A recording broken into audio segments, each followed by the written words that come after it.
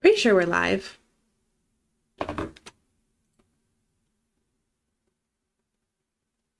Where is my, there we go, YouTube control panel. Yeah, we're live. A wee bit of a lag. Oh, there it is. Yeah.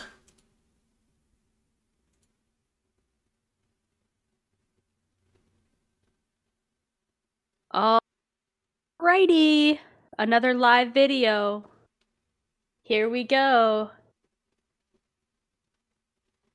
Have you been I finished Crescent City 2 on January 16th, and I just have not been able to pick up another book. I'm just like resting my eyes in anticipation. Yeah, have, I just finished my re-listen to the Crescent City 2, House of Sky and Breath, last night. Oh, shit. I was trying to time it like perfectly, and I think I did. Because my House of Flame and Shadow says it's gonna be delivered sometime today. I am so mad. Mine, I swear to God, last night it said it was going to be delivered today. And then this morning it was like, psych, see you on Tuesday. Also, I thought it was a phishing scam. Being like, click here. And I was like, damn, you would have gotten me. That is the one phishing scam that they're like, there's special SJM stuff headed to your door. Click here. I'd have been like, click. Yeah. Put in your social security number. And I would have been like, beep boop, boop boop, beep boop. I'm trying to get the chat somewhere. Docs. Mine is going to be here Tuesday. Yours will be here Tuesday. Yeah, I can't believe when I got the notification from Walmart saying that mine with the tracking, I thought it was scammy too. I was like, oh gosh, they're gonna get me right now. And I clicked on it, and the sorry, I'm trying to organize my panel so I can have the chat open too. I clicked on it and I was like, no way, it's gonna be here on the 27th. Oh my gosh. Oh my gosh. And then Crescent and I ended up changing our whole like plan and how we were going to do this because of that. Oh, I'm sorry. I was reading a warning from YouTube saying that our bit rate is lower than the recommended bit rate. So apologize if there's a bit of a lag, everybody. Because I mean, there is a delay, like for safety reasons. But I don't know what that actually means. So Don't know anything. Yeah, same. I'm so learning as we go with this type of stuff. But what we're going to talk about during this live is that... Oh, I'm sorry, y'all. I was also trying to post to our TikTok that we're going live right now. So we are going to talk about what we want to see from Crescent City 3. Because there's so much that I want from this book, and I just don't know if we're gonna get it. But there's a couple things that I like wanted to point out and talk about too, and we thought a live would be a really great way to do this because I think we're all in the same boat. Like everybody's wanting certain things, and it's like Kristin was just mentioning that she finished her reread on the 16th, and she hasn't been able to like pick up anything that sufficed because the anticipation's so high. I did not do a reread. I just did the one read. Oh, you just read Crescent City 2 for the first time? Yes. And okay. I gotta be honest with you, I am very thankful that I didn't read this a year ago. Because that would have been a nightmare of a cliffhanger to just be like, well, that's it. That's it for a year. Or however long ago those books came out, whatever the difference was, because I was updating my Goodreads, and I realized that I was reading Crescent City 2 the same time last year. Like almost year to date, the same exact time. Oh my god, so you have been sitting on that cliffhanger Yep. for a year. Mm-hmm. Whew. I didn't think I was gonna make it 2 weeks. I know. And then we've had to stay off social media because there were so many leaks, the bonus chapters, and then the other day Sarah posted the prologue and the first chapter, and I'm like, nope, I want to have an organic experience. Keep that stuff to yourself. As you can see, I will block you. Like, I will boot you out of this conversation somehow. I don't know how to do it yet, but I'll do it. But I'll figure out a way. Well, Bobby will figure out a way. I'll just say mean things about your profile picture. There's some girl on TikTok that got the book from Brazil or wherever it leaked in South America and has spent the last month or whatever translating it into English so she could read it early. That's a bit excessive. Okay, that's what I thought. I was like you have nothing better to do than like, okay, unless you, well, no, she obviously doesn't speak Portuguese because she doesn't know how good her translation was. So are you typing that into a Google, you typed in an 800-page book into Google Translate? And how would it even translate? They're made up fucking words. That's a great question. How would that translate? Like, I don't know, man. Some people take it too far. That's all I'm gonna say. Yeah. Let's take it too far. Yeah. I think we did. We just filmed an episode that will go live on Wednesday. And I was texting Kristin last night because I was like prepping for all of that and this. And I was like, my brain is soup. Like, it's just absolute soup. We just are Charlie Day with all like the strings and the paper, like just out here looking like lunatics.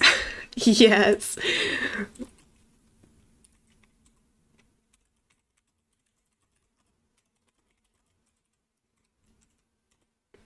I hope the chat is working. I just sent a message, a test message through. Again, we're kind of new. This is like technically the third time we've done a live. And it's been so few and far between that I'm like, relearning all over again. But to get back on topic now that we have some friends joining us here. Oh my gosh. What do you want to see from Crescent City, Kristin? Man, okay, so remember when I was like, I don't know, and I think I was reading Akatar and I was like, I got confused between fan theories and what actually happened in the book, and then I was like, I can't remember if that was real or not. There are so many theories bouncing around the interweb that I want to see a lot of these theories squashed because I hate them. I just want them to be squashed out of existence. Yeah. So first and foremost, I want it to be squashed that Bryce's little pet Sphinx? Syrinx? I think it's Sphinx. Her chimera. There's a theory going around that that's actually Hunt's dad. I would like that to be squashed. I do too. So I guess if we see Hunt's dad, or I don't know. I think Hunt's dad would mean that Hunt's dad is just hanging around in their apartment all the time while they're getting busy. So I don't know if you think that's a disgusting theory, but I do. Yeah, I don't think that. I think Hunt's dad But it would explain why it always jumps off the bed and leaves the room. Yeah. I mean, I think that I think his dad is dead because Jessica and Adius at the end of Crescent City 1 have the conversation about you would have known him. You knew him best, like past tense, like speaking about him as if he's no longer here. So I don't like that either. Unless he accidentally fell through a rift somewhere and landed, and he's in Princeton. Yeah. They don't have angels in Akatar, though, right? Like, they don't have feathered wings and angels, do they? No, they don't. But there is a theory about I got sucked down a rabbit hole last night on Tumblr.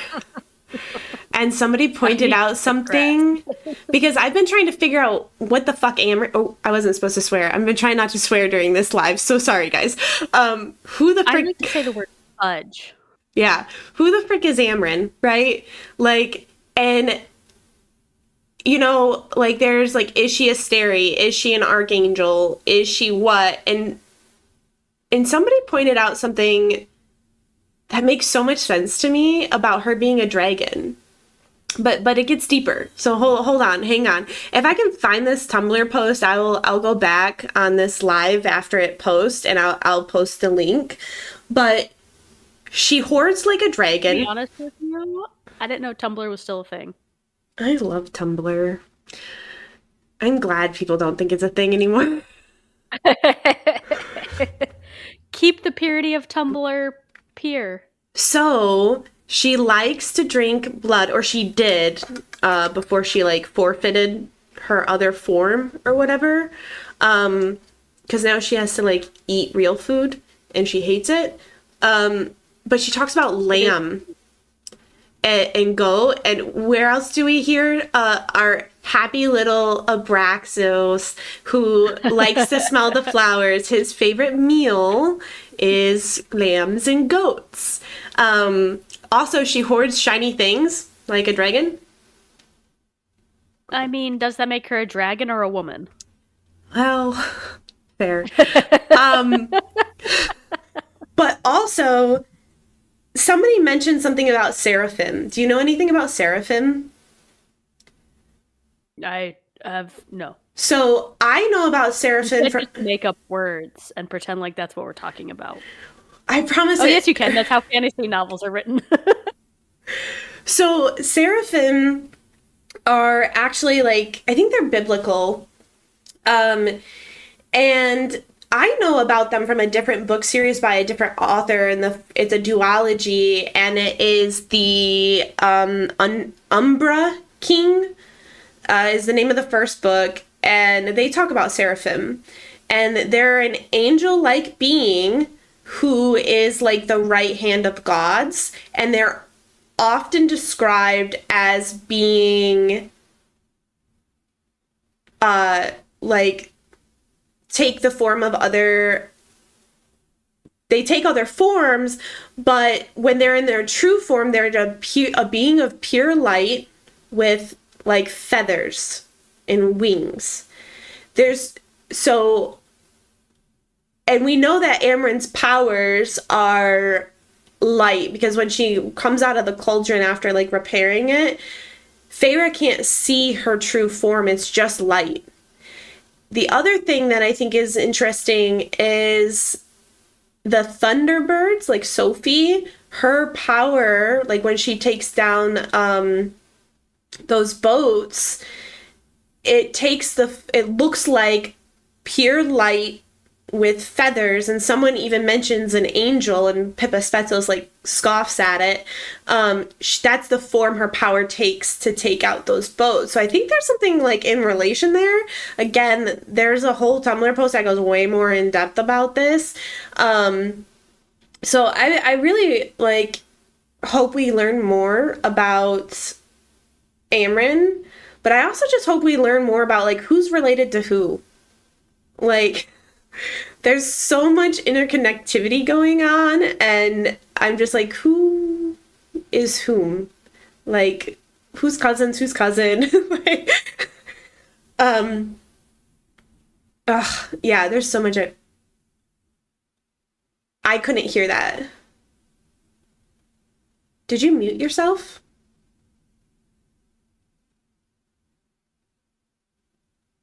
Yep, sure did, because I was sniffling. I We're didn't think you wanted to. I think it's just the change in pressure from the rain. I don't think I'm actually sick. I'm in Delulu.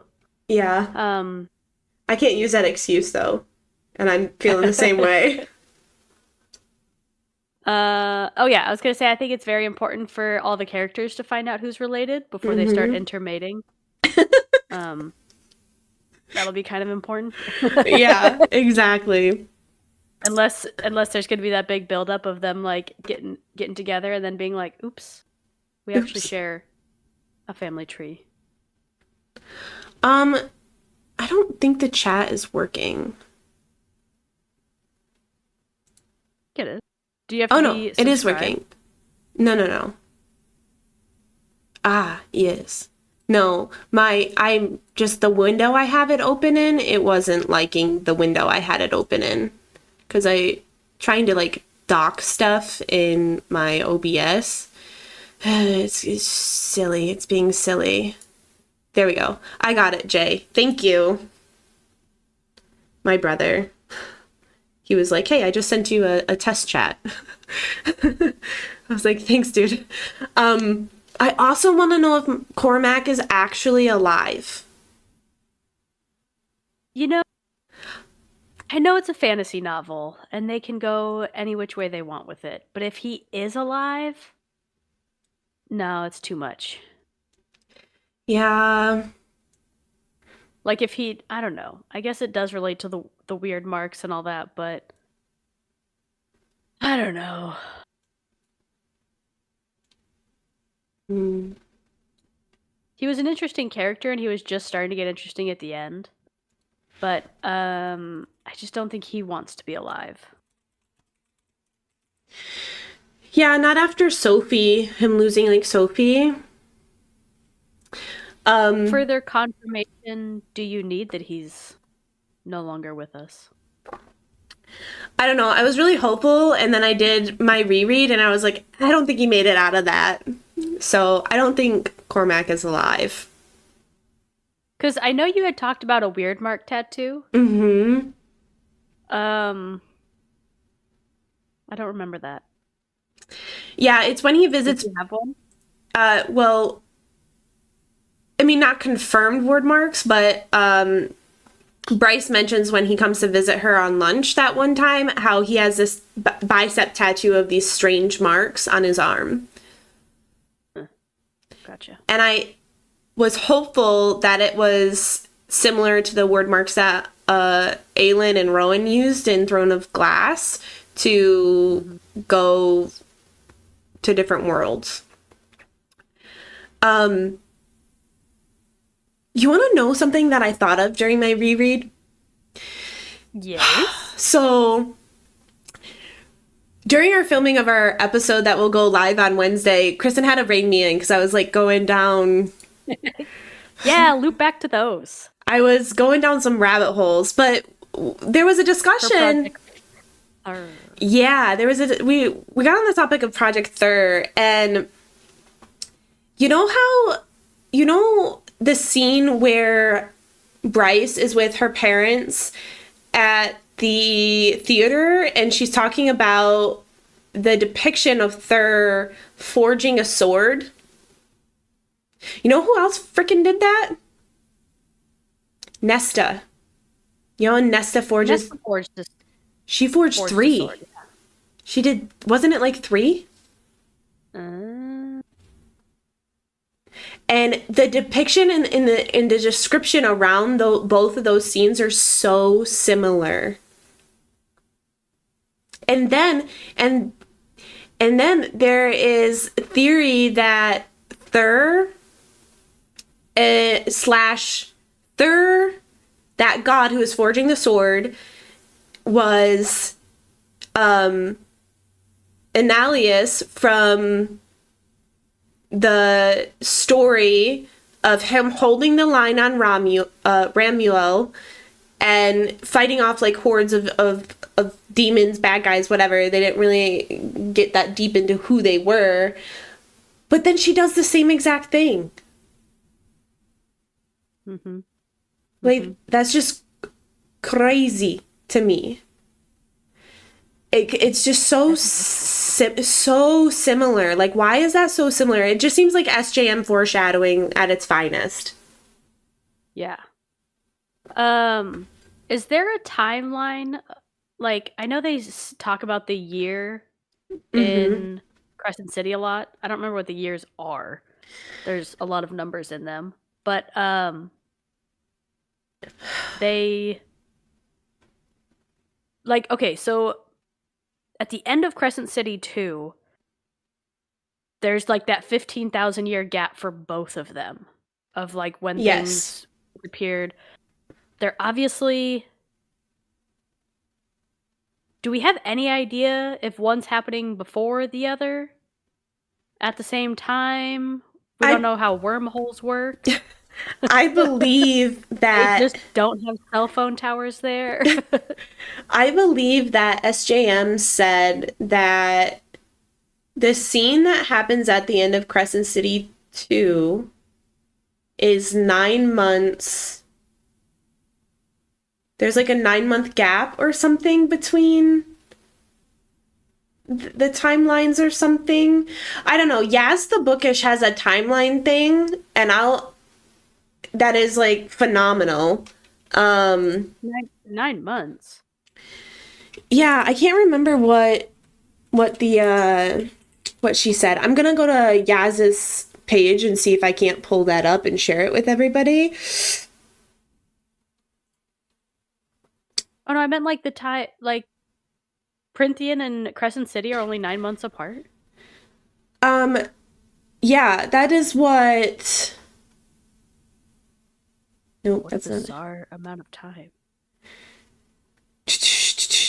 Or Bryce shows up 9 months after or something. It takes her 9 months to get through a portal. There's 9 months between the end of Silver Flames and Crescent City 2. Oh, okay. Does that make sense? I'm sorry. Yeah. No. I meant like the time period that Printhian's in versus the year that Crescent City's in. I don't know There's because no they dates use in Avatar, right? yeah, and they use different. They use different. So this is Yaz the Bookish. If you're like crazy masochist, like go follow Yaz. So this talks about where one story begins, and then where like the next book picks up in the timeline. And then you see like Danica's Not like linear timelines. isn't Like this yearly? I mean, technically, isn't this like? I mean, what do you mean by that? I'm confused. Well, okay, so and I don't think there's a way to prove this, but so in Crescent City they keep saying the year over and over again. I can't remember what the years were. But they had like 6 numbers in them or something.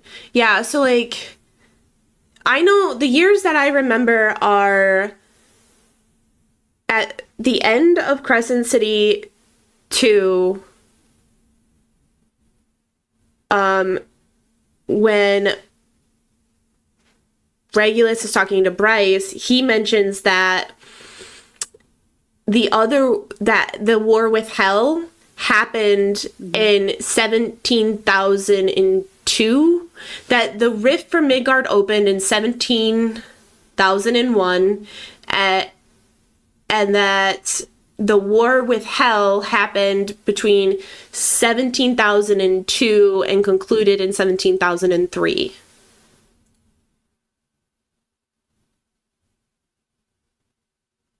Okay. So then Crescent City itself would be 30,000? I don't know.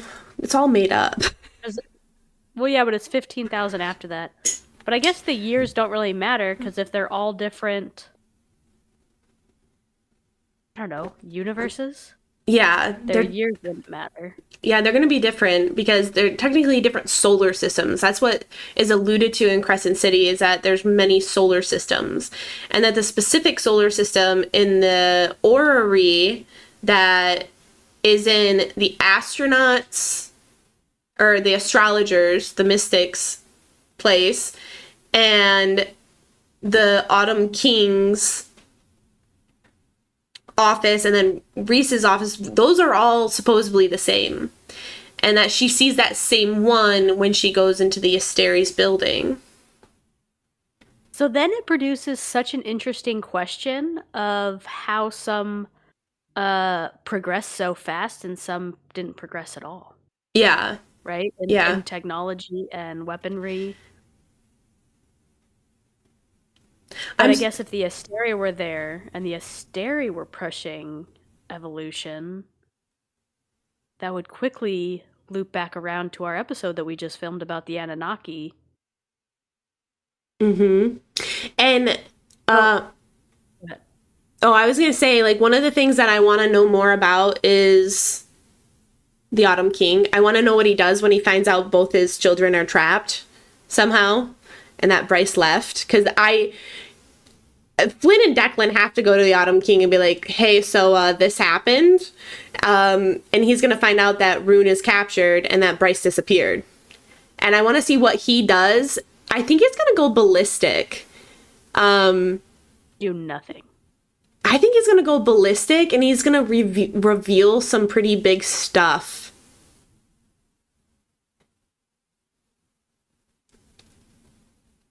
Do you think he's going to reveal stuff in a sense of helping the rebels, or just like SJM's just going to use him as a revelation medium?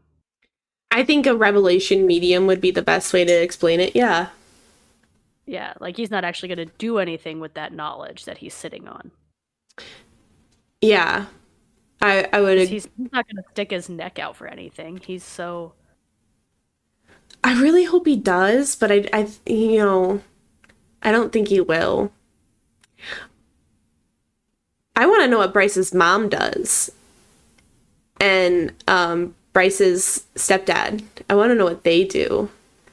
I think they're gonna lose their minds. That is a good question because they possess 0 power, 0 knowledge, 0 strings to pull. Mm-hmm. And now they have that kid they gotta watch out for. Yep. I don't know, man. What can Ember do, right? Ember's gotta stay home with the kid, and the stepdad's gotta, like, join the rebels or something. Do you think he tries to get Hunt out? I don't know. Or do you think her parents just quietly go away? Like, SJM just quietly doesn't bring them up again? She can't do that. She can't get away with that because there's a bonus chapter about with them in it. Mm. And I can't wait to read it. Where's that one from?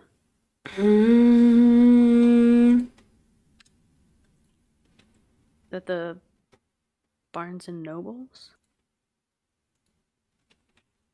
Let me look it up.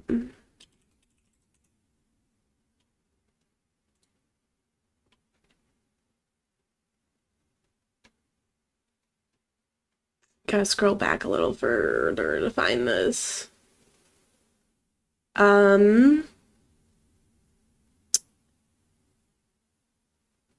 Jesus, I'm gonna go to Google. This is.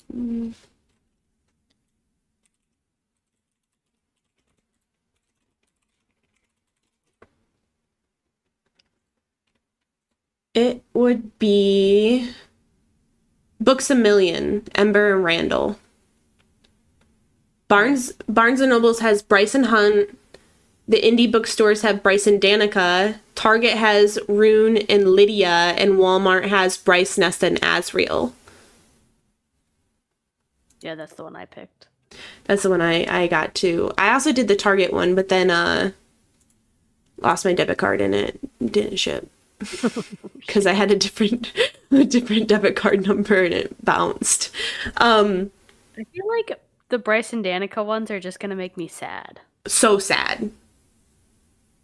Freaking so sad. And then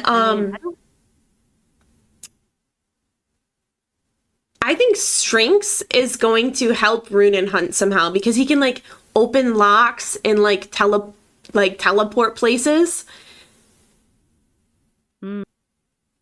I'm like, he's gotta help him somehow. And I also hope that Hunt, because Bryce was trying to give them a key to destroying the Asteri Palace by pulling, like, they have that well of first light beneath them. And she mentions before she runs how if you pulled all of that first light out, you could drain the Asteri. And we know that, and we learn that Hunt can do that.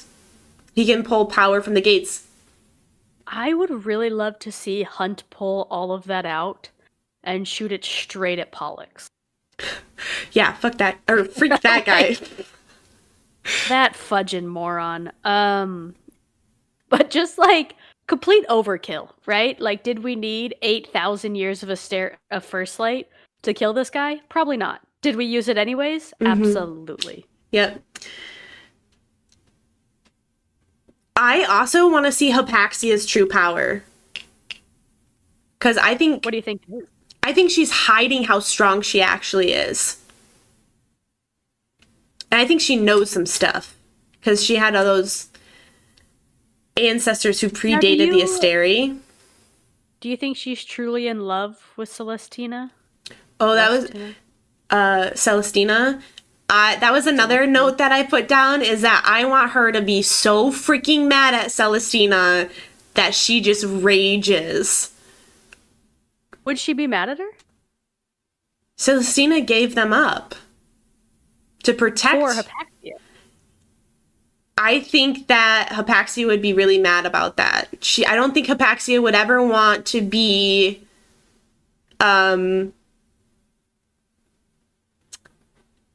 like used in that way, like without her say, like, you know what I mean? Like, I think Hypaxia is too kind to... I don't think she would have ever sacrificed Bryce and Hunt because she becomes so close with Bryce. That'd be an interesting... I mean, that's a tough place to be in, right? And I guess that's the question in all of these types of fantasies of, like, do you rat somebody else out just for your own safety? It's literally where they, a rock and a hard place. Mm-hmm. Do you want to know something that I think people forget about? Because I'm sure I forgot about it. Hunt has a part of Bryce's Starborn power in his chest still. I did forget about that. Because when... How do you get it?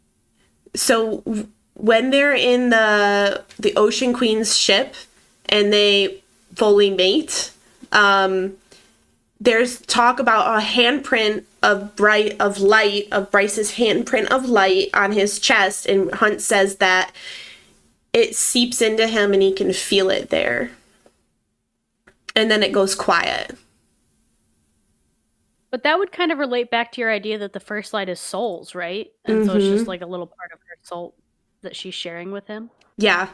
Yep. Which is interesting because somebody was commenting that they don't think Hunt and Bryce are actually mated the same way everybody else is. Which would make sense because they're not both Fae, so they wouldn't mate the same way. Yeah, but they're endgame. Sorry. Like, Bryce and Hunt are endgame. Do you think they're not? Here's I don't want. Like, I know SJM loves to, like, throw in, like, oh, they're so in love, and then, like, switch up the love characters partway through. But, like, she always does it in such a way that, like, you're never really conflicted of who the person should pick. So she has to villainize that previous love character. So if Bryce and Hunt are not the endgame, that means Hunt's a villain. Like, he would have to be the ultimate villain for that to not be the end game. I just don't accept he's not in game. I will not accept that. And I don't know how you could twist him to being a villain, because he reminds me so much of Azrael, just like a more like emotionally in touch with himself Azrael. People think Azrael's her true mate. It's not. His mate is Gwen. I know, but it's funny that you brought up Azrael, because that was literally who they picked. No, it's not Azrael. And I have another theory as to why. Or no. I have another theory that has to do with Azrael and Rune. Okay, well, I mean, it has to do with everything. So how do I describe that? So, I want the sword to be Bryce's, and I want the knife to actually be Rune's. Truth Teller. I want Truth Teller to actually be Rune's. Because at the end of Crescent City 2, it's mentioned how when they end up in the same room and Azrael pulls the knife out, he ends up dropping it, and they both glow. One glows light and one glows dark. That perfectly explains Rune and Bryce, because Rune is technically Starborn, but he's got night powers and she has starlight, so light and dark. The Alpha and the Omega is what Bryce ends up like explaining about it.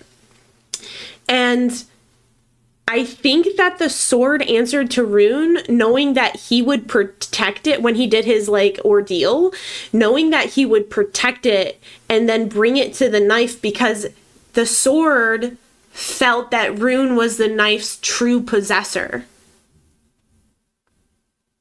Does it matter about the swords, though?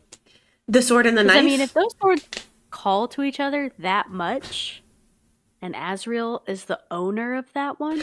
Well, that's my question, is I want to know more. That's another thing I mentioned, is I want to know more about Azrael's story and how he got Truth Teller, and why Truth Teller lets him allows him to wield it and hold it, because like the Star Sword we know was stuck somewhere and would only let a Starborn Fae take it, and we know that Truth Teller goes to Azrael and Elaine, and I want to know if it has something to do with the shadows, because Azrael and Rune have such similar shadows.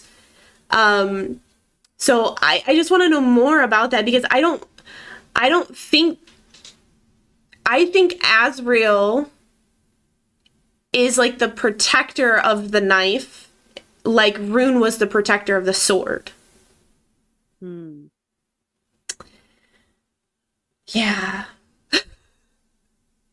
So do, like, the Star Sword and stuff, do those get any sort of special powers when they go to the person they're meant for? Or, like would it be critical for the sword to go to Rune? Or just... I don't think it's critical for the sword to go to Rune, and we know that the sword calls more to Bryce than it does to Rune. No, Truth Teller, the one Azrael has. Oh, the knife? The dagger, yeah. What was the question? Like, does it matter if it goes... Like, I don't want to take it from Azrael. So, like, do they get special powers when it goes to them, or...? I don't think so. It's just, it goes back to the lore of when the knife and the sword are reunited, our people will be one again, or whatever. So, I don't know. And, sorry, I just thought of something else. I also want to know what a Valen does, because... and where they come into play, because we know the Autumn King mentions to Bryce, like, almost like he wants to protect her, like he wanted to send there to hide her, because he says that they're from a place shrouded in mist that even the Asteri can't penetrate.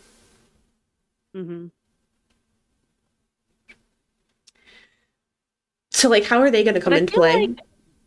I feel like that kind of loops back, though, to how the Fae lied to humans about, like, what did and did not protect the humans. Like, oh, the Fae can't lie. And humans are like, yeah, that's what we know for sure.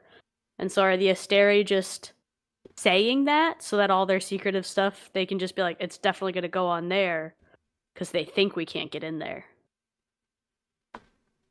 Do you get what I'm saying? Mm-hmm. Like the Asteri just lied about it, and they... Yeah, we know they're long game manipulators for like thousands of years.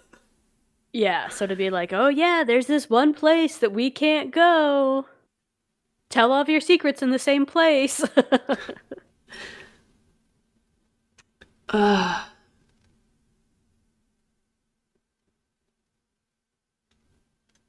what was that? Turned my notes off. I turned the iPad off that had all my notes on it. Oh. I hope we get Pegasuses. Pegasus. Oh. Like her little stuffed animal?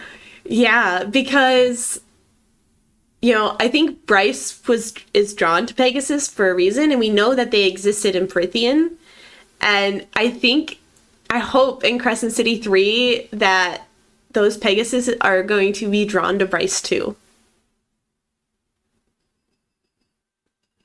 I just want Pegasus. Just for fun. Just for funsies. Yep. That'd be cool. I'd be down with that. Mm-hmm. I also... And then you could do the whole comparison of what it's like to fly with the Pegasus versus what it's like to fly with Hunt. Right. And which one she likes better. And then be like, ugh, I do kind of like flying with Pegasus better than I like flying with Hunt. Right. I also really, really want Bryce to not necessarily fall into the inner circle, but to fall into Nesta's group of friends. I think she will. I think it would be more natural because she already had a group of girl friends. Mm-hmm. So I think it's more natural for her to have like a gaggle of girls rather than everybody else. And not just that, but like misfit girls, right? Because Bryce is kind of a misfit herself, being half human, half fae, and a princess that doesn't want to be a princess, but she'll do anything to protect those that she cares about and loves. And that just emulates Nesta, Emery, and Gwen in what I hope to be the Valkyries. And I hope they train her like an Illyrian warrior. So this is a little off topic, but do you know how obviously you do, in Crescent City, how they always explain Bryce is like a little bit bigger, a little curvy? Yeah. So like if we look at like Feyre's obviously like started out starving to death, so she's extremely skinny. Aelin is constantly training, so obviously she is the She-Hulk. Just kidding. She's obviously built like a very slender fae. But in Crescent City, they always explain Bryce as bigger. Mm-hmm. And there's some fan art where she's very curvy, and there's some fan art where she's slender with curves. I think that description is Bryce's body dysmorphia from being in ballet. I think she feels curvy compared to ballerinas. Mm-hmm. She's been told her whole life she's too big, but like the average weight of a ballerina is what, like 100 pounds soaking wet? Yeah. So I just don't think she's the curvaceous queen we always wanted. I think she just has body dysmorphia from trying to be a ballerina. That's an interesting thought, honestly. And we know if a movie's ever made, she's going to be incredibly skinny. She'll be a plank of wood. Yeah. Yeah. But I don't know. I think she could be like somewhere in between too. Like, because you can train and be thick and curvy, but not be like the stereotypical, like, Victoria's Secret 90s supermodel type thing with curves like that. Because her and Hunt are always in the gym. Mm-hmm. And she's always running. So I think she's like more of like a stocky, curvy, athletic build. And that's what I hope, at least, because I also think that SJM uses a bit of herself in these females, And she wrote Throne of Glass when she was young. So I feel like Aelin's body is her at the time when she was writing that in her mid to late teens. And then ACOTAR is her in her like 20s with Feyre.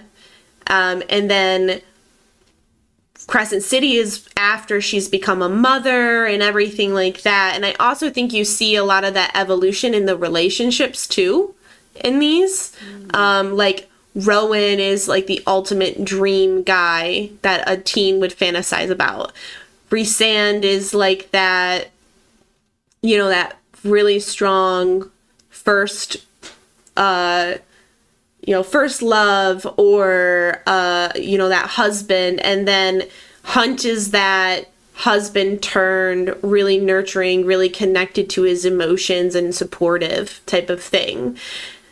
And just gets you, like your souls just get each other. Yeah, because you've been in it for so long at this point that like you're really understanding each other. And I see that evolution in her story with her age and when she wrote each of these series. So I kind of feel like that Bryce is more akin to like maybe after she had her first kid, and she's like curvy but like softer in other places and stuff like that. Doesn't mean she's not strong, doesn't mean she doesn't work out. It just means that some parts of her body are just softer because of these hormonal changes. Yeah. So that's like my hope, because I think that's really tangible for women. And if they know the history of the series and when they were written by her, I mean, I appreciate it because I think it's realistic. You know, I'm going into my 30s and I'm like, I'm strong, but I'm soft. Thick with 3 C's. I think it's super interesting because I always forget that Throne of Glass was written first, and it just seems like like Aelin was so much better than Feyre. Like there's like that back or like that reversal for a minute of like quality female characters. Yeah, and I think Bryce is a beautiful hybrid of both of them, because Bryce is always scheming, but she's so devout to her friends and stuff, like you see with Feyre and stuff like that, and collecting these people. I will not accept any comparison to Feyre. None whatsoever. I am not a fan of Feyre or Elaine. I will not accept comparisons to them. I will not accept no. Yeah. Okay. Okay. It's fine if it's there, but I don't like it. I just can't think of one thing about Feyre that I like.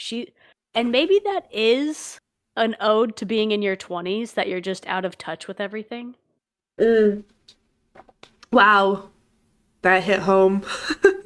Like, you think you fucking know shit, and then you're like, oh man, I didn't know anything. Mm-hmm. So I guess when you put it that way, Feyre would be the perfect emulation of women in their 20s.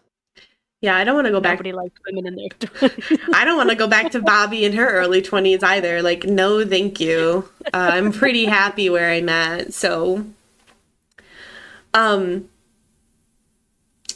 okay, so the book is called House of Flame and Shadow. So I am praying, just like I said, like, I want to know more about Hypaxia, because technically she's not a part of House of Flame and Shadow, but her father was.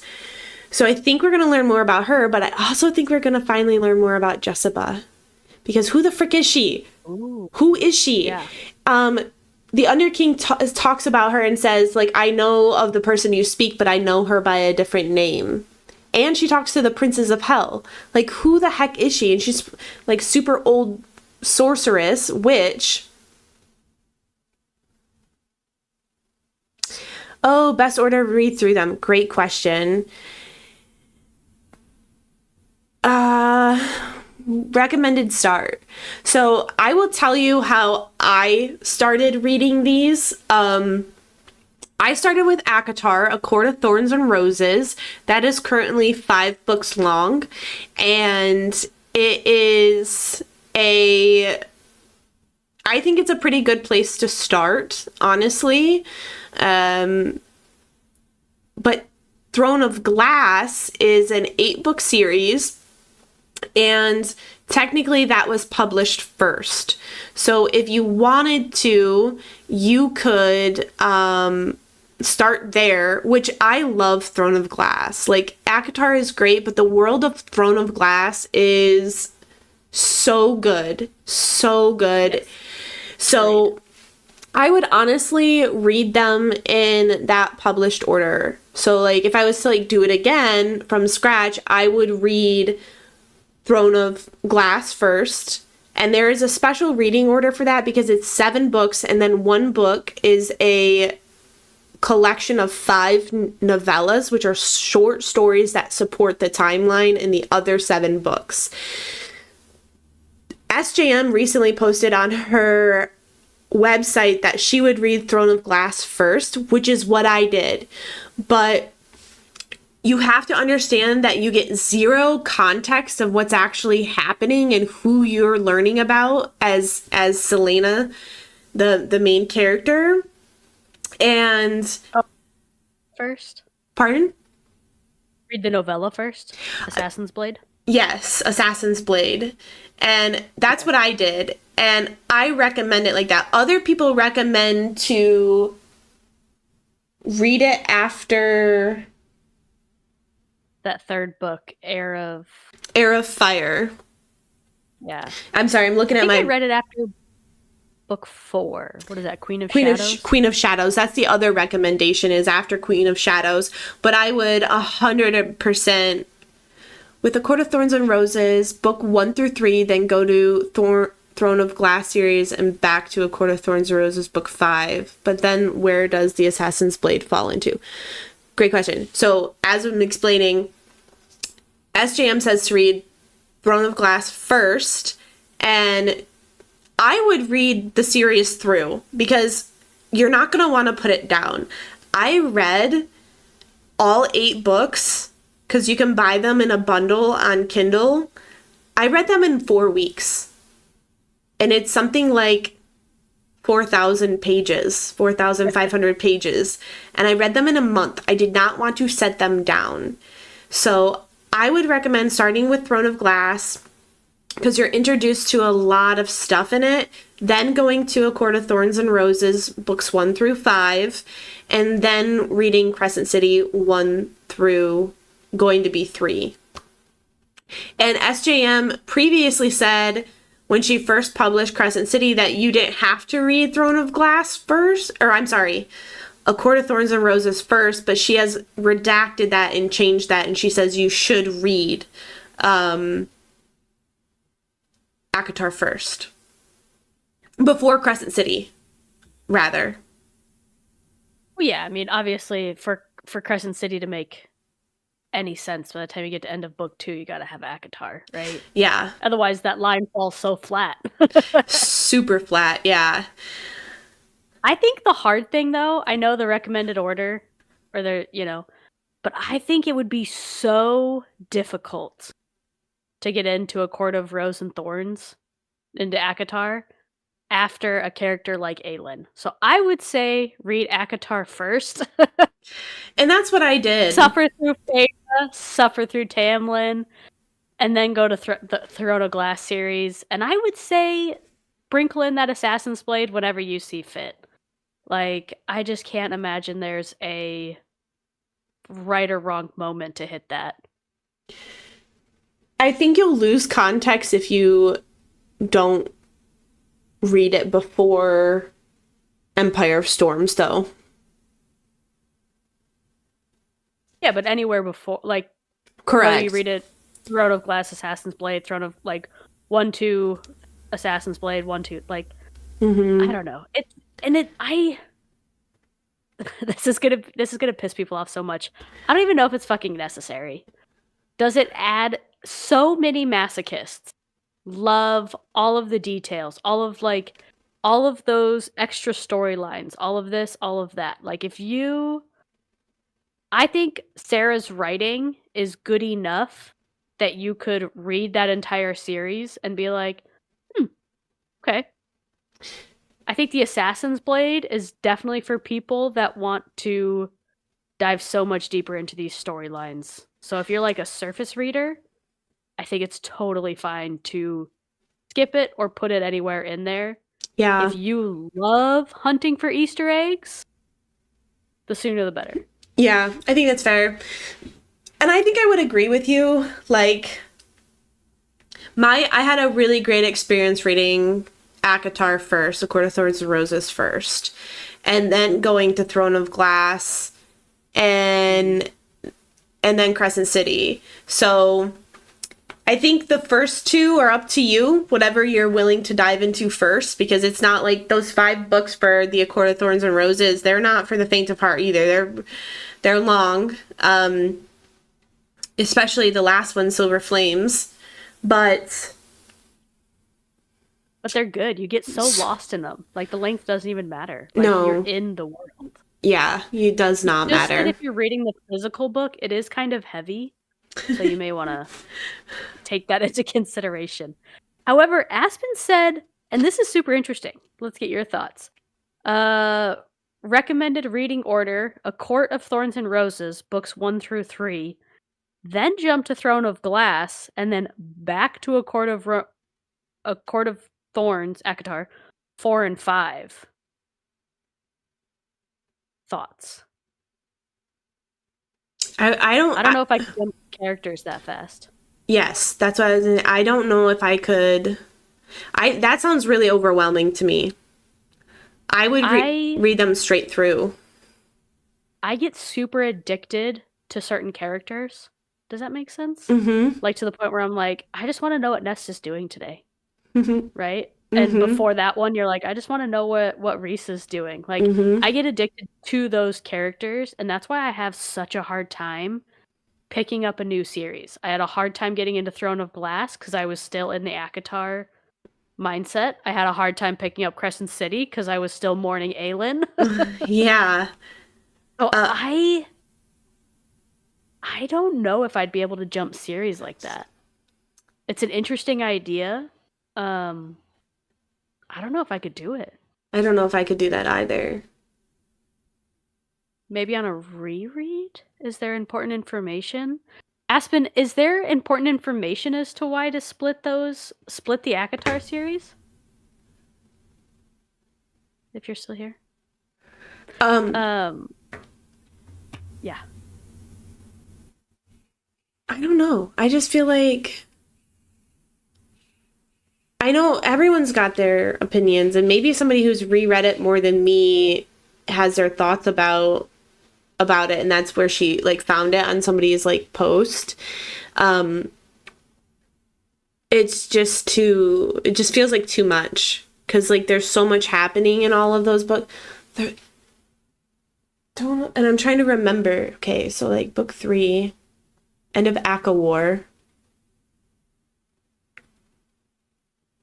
I would say A Court of Thorns and Roses. Is that book 4? Is that the really skinny one? Is that Starlight? Is that the light blue cover?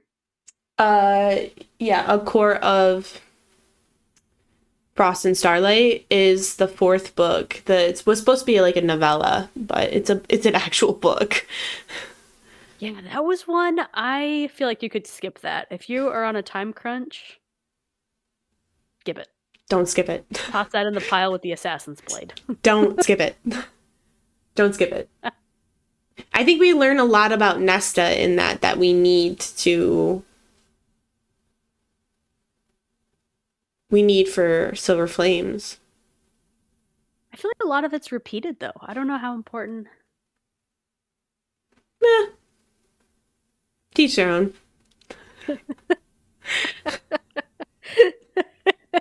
All I know is that Bobbi prefaced that book with, like, you're going to read this book, and you're going to wonder the whole time who's about to die. And the whole book, I was like, is somebody going to die in this book? Like, nothing's happening. They're just, like, walking around the city. Oh, interesting. They said to follow the romantic order. That's why it had me questioning if it plays into each other. So at the end of Aka War, we start to see a pivot away from Rhysand and Feyre's point of view or story of their romance into Nesta's romance. And so that's interesting. I've never heard it put like that. I'm gonna have to look into that. Yeah, thanks for bringing that up. That is... It just feels icky to me, though. It does, but isn't book 5 of ACOTAR where they're, like, Aelin falls through all of that shit? All of the worlds, stargates? And they bring it up in Kingdom of Ash that she, like, fell through a bunch of stuff and she saw a bunch of fae around a baby. So if you were to read Throne of Glass, that Kingdom of Ash, and then jump into book 4 and 5, that context might make a little bit more sense of her falling through the worlds. Maybe. Because I haven't gone back to read book 5 of ACOTAR, because I got distracted. Yeah, maybe. I don't know. One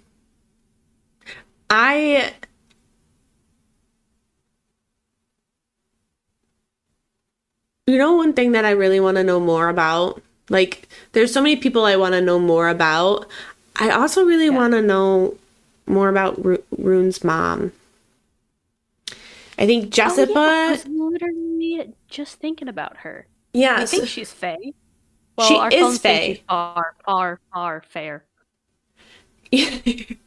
That we're trying to text back and forth. I was like, is Rune's mother far? And you're like, far? Yeah, fair. Far, fae. That was so funny. Autocorrect was killing us. But, yeah, Rune's mom is fae, and he takes after his coloring of his dark hair and his eyes and stuff take after his mom's side. Which would have to be related to Rhysand? I would think so, in some sort of way, because it said that she's a Valen, right? And that's how him and Cormac are cousins. And he takes after those colorings. But it's so funny because she doesn't have an accent when we hear from her, when he goes to visit her. She doesn't have an accent like Cormac does. And Cormac's coloring, he's blonde. So I'm like, what? What if she was kidnapped? What if she's not, like... from that world? Yeah. No, that doesn't make any sense. I mean, there's a lot of stuff that doesn't make sense. Now that I said it out loud, I'd like to take it back, please. Yeah, some people think she's Rhysand's sister, and Tamlin somehow protected her and Tamlin's family didn't slaughter her Rhys's family, and he got her out of there somehow, and she ended up in Midgard. But that would have only been Rhys's 500? Something like that, yeah. So Tamlin's 500? I don't know. Well, I'm just trying to think. So the rift was 15,000 years ago. And they're close to the same age, so yeah. And I just don't think Tamlin is smart enough, powerful enough, crafty enough to get somebody from one world to another. I don't know. Like, that dude is out here losing at checkers while everybody else is playing chess. I think Tamlin's actually not given... I'm not a Tamlin stan, but I don't think Tamlin is given enough credit because he is super powerful. Like, we know he's super powerful because he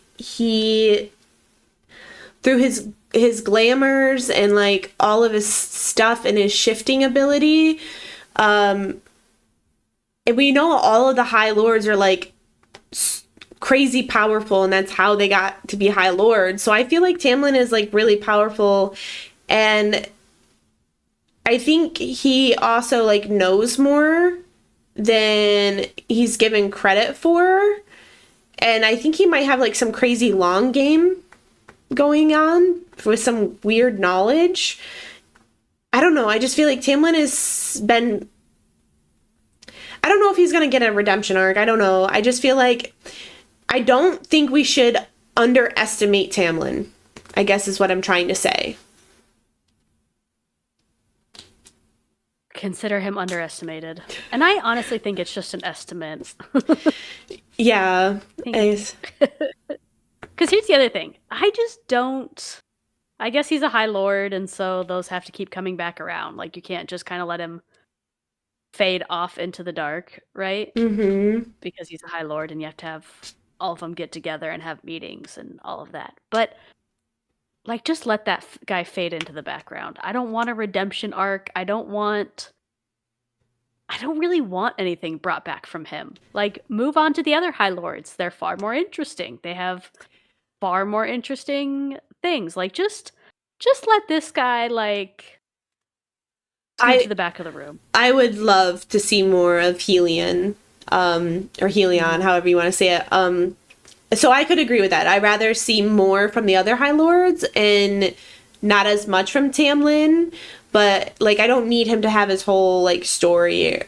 Like, I don't know. I don't need it. But yeah, I do not think that we should underestimate anyone.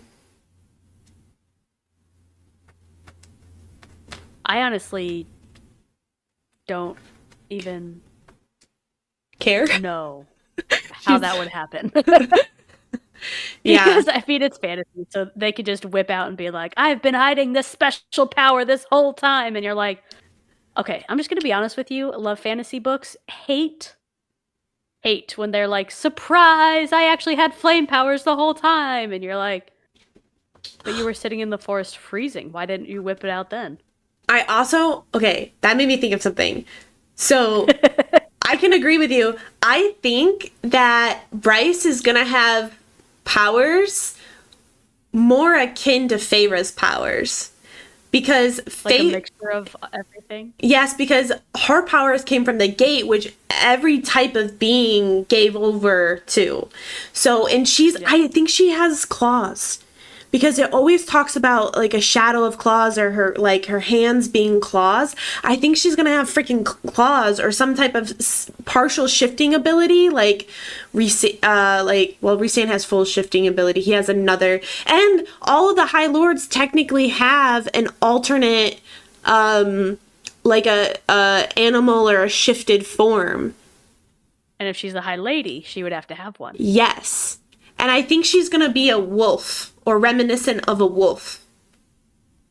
Because all of the wolves, like Connor and Ethan and Danica, everybody was drawn to her. I think she's going to shift into like some giant ass wolf. I like that one. All right, I'll go with that. I like that. Yeah, I like that a lot too. So, speaking of wolves, I want to know what the heck is going on with Ethan and that no-name freaking mystic wolf. Because just she opens her eyes. I could not figure out how to pronounce that guy's name. Ethan? It's just Ethan? It's just Ethan. That's it? But it's an I. I don't know how vowels work.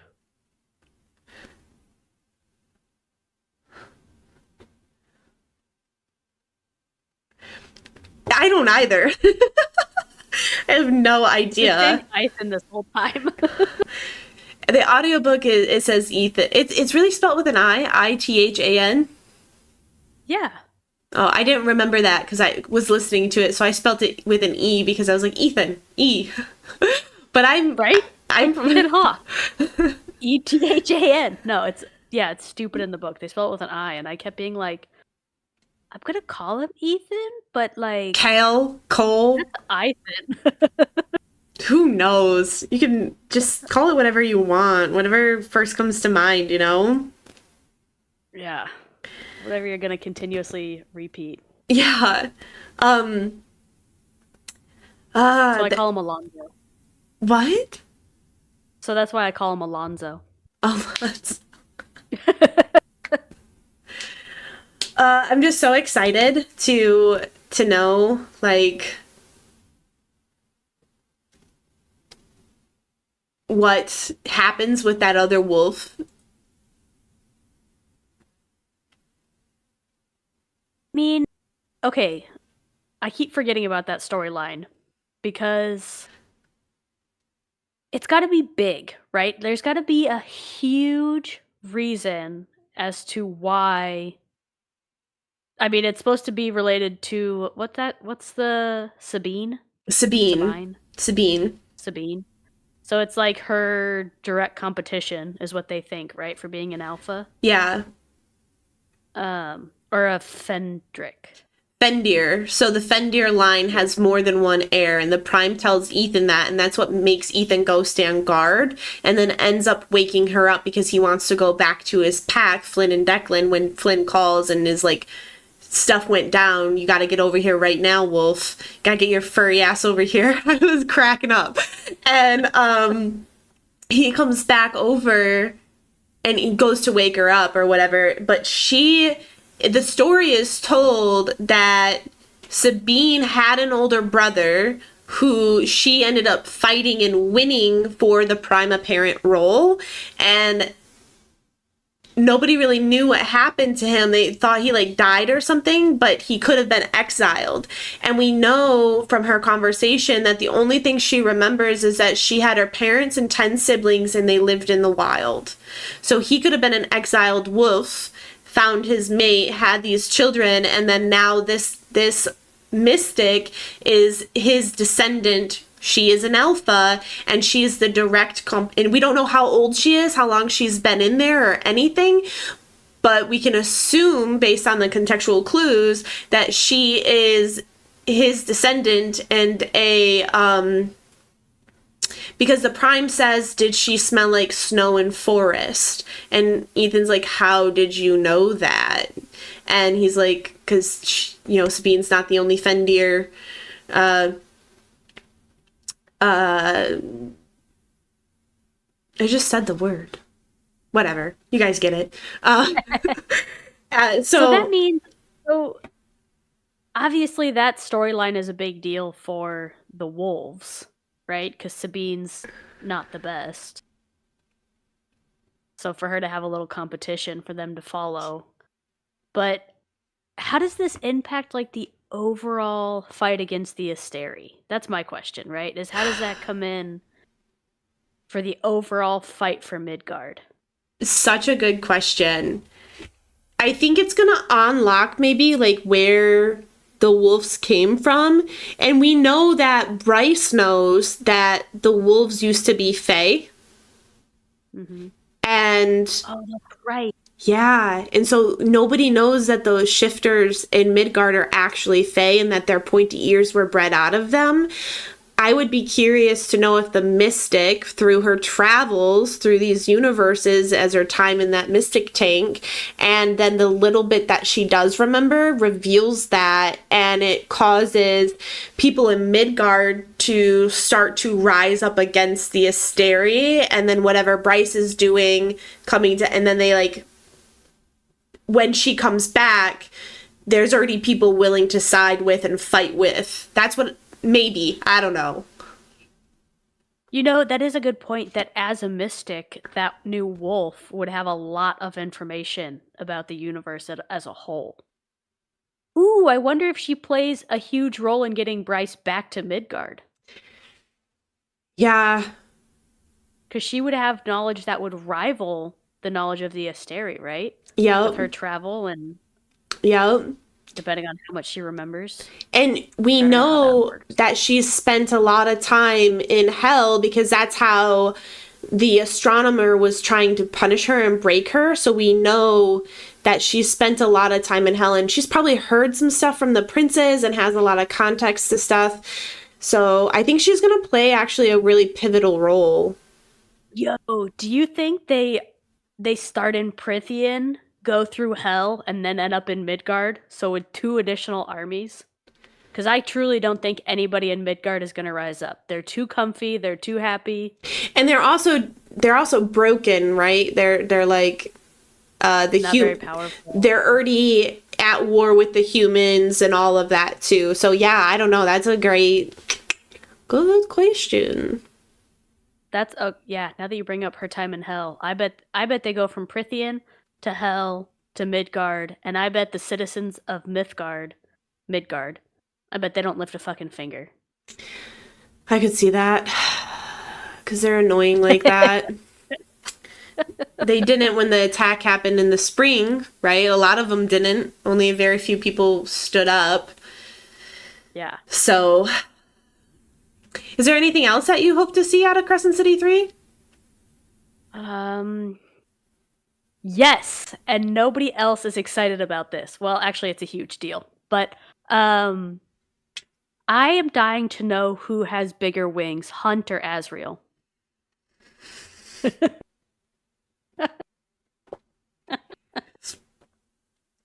I love that.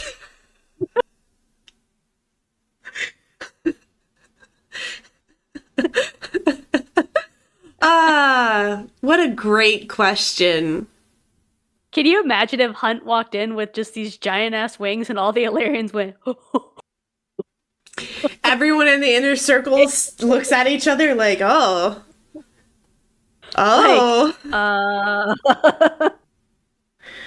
I cannot wait. I'm gonna lose my mind, you guys. My book is supposed to be here today.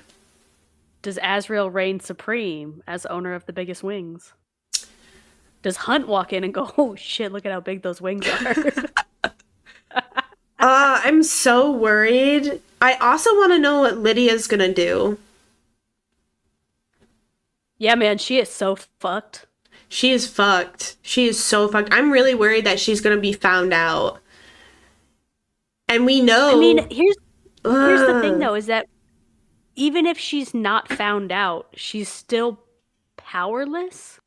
Yes. Like, she's kind of just, like, claiming to play both sides, but she's not actually helping the rebels. Yeah, there's gotta be something that she's in it for herself. I want, like, what happened to her to make her, like, into who she is. And we know that she's Rune's mate. Yeah. And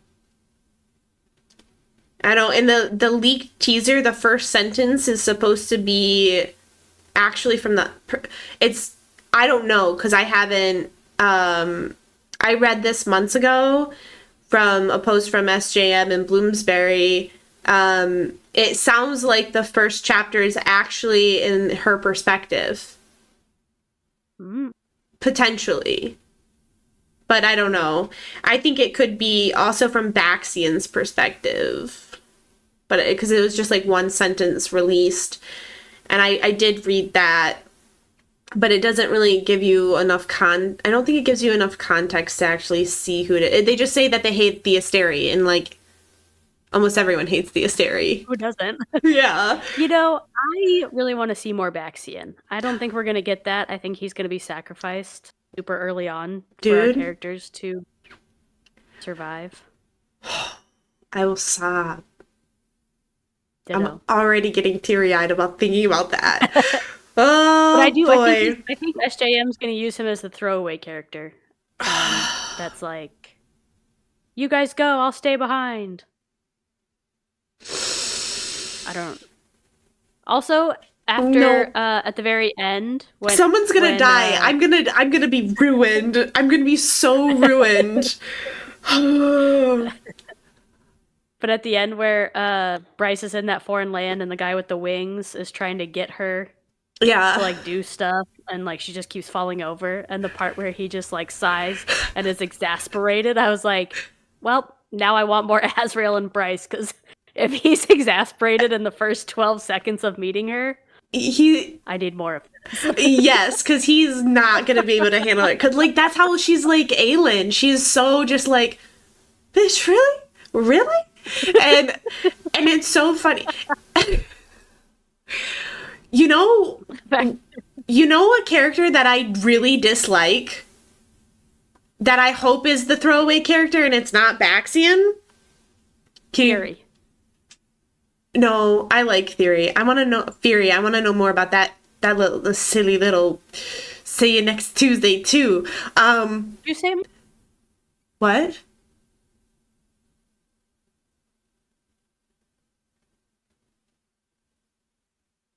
I just heard something and there was like a third person. Did you say mm-hmm? Don't freak me out. Stop that. I don't like your apartment. It's not the first time that that's happened. I do not You like know, your. it could be really freaky, or it could just be that I don't know how headphones work. No, I swear to God, I heard somebody say mm-hmm. Maybe was I so did. weird. I don't know. I'll just go with yep, I did that. So, do you want a second guess? Okay, a throwaway character that's gonna like sacrifice themselves, Yeah, or just a throwaway character, just or throw just a it. character you don't like. Throwaway character that I want. I don't like them, and I want them to be the throwaway character. I don't think it's gonna happen though. Sabine? Therian annoys the crap out of me. Urgh. He's such a disgusting playboy. Like, I understand that Reese and like Flynn are playboy, but they don't take themselves so seriously and they're not disgusting about it. And for whatever reason, Therian just gives me icky. And he's constantly like, he's so patronizing towards women. And then he's like super careless about himself. Like, so careless about himself, especially, and we see this especially at the end of Crescent City 2 when he runs to the Viper Queen and he doesn't think before he reacts. He smells like desperation and I hate that. Ugh. But I don't think we're gonna be lucky enough to have him be the throwaway character because the fourth house in the four houses is House of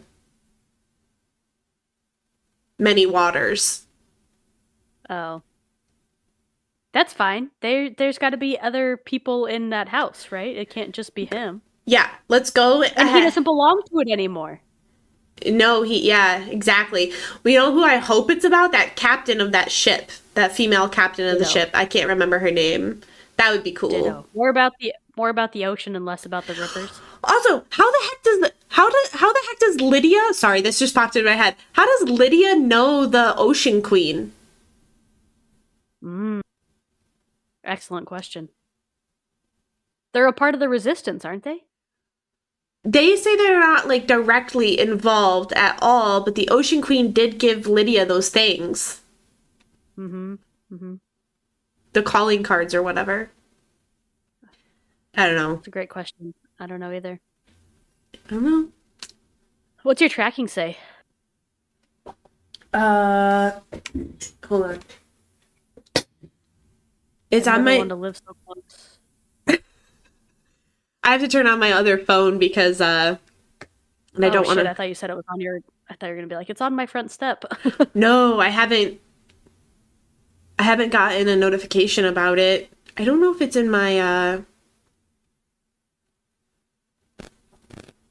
my shop app.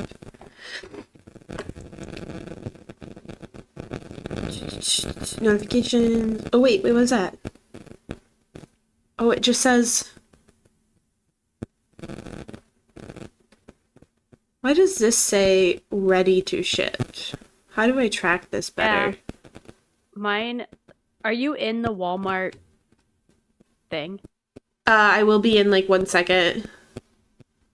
So I followed that into the actual FedEx tracking, and mine just says label created. Don't tell me that. Okay, mine is going to be here in 5 minutes. Shut the front door. So mine says place preparing on the way. How do you get to the... So if you go towards the bottom, see more details.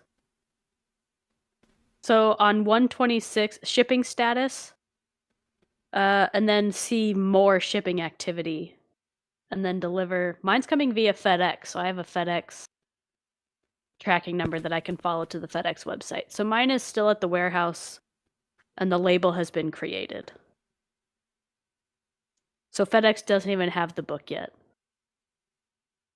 for my personal little book.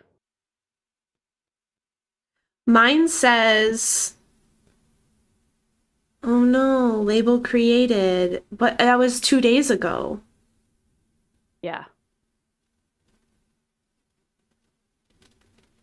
I'll be so sad if I don't. Yeah, I'll be out of town this week, so I won't get the book until Friday. I was really hoping to read it tomorrow because I have such a busy week.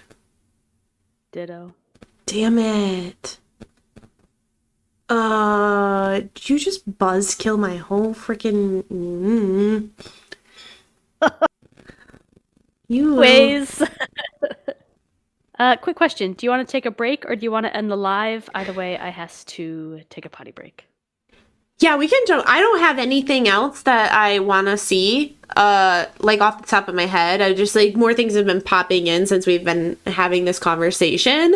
But yeah, we can conclude the live for today. We're at almost an hour and a half anyways. So, Wow, time flies when you're having fun. I know, and it's so easy to get lost in all of this stuff. Like, It really is. But everyone, thank you everyone who is currently watching and who tuned in. We appreciate that. Thanks for your questions too in the chat. Once this posts, I will go back into the description and add some of these links that Kristin and I mentioned throughout the live. So yeah, happy reading.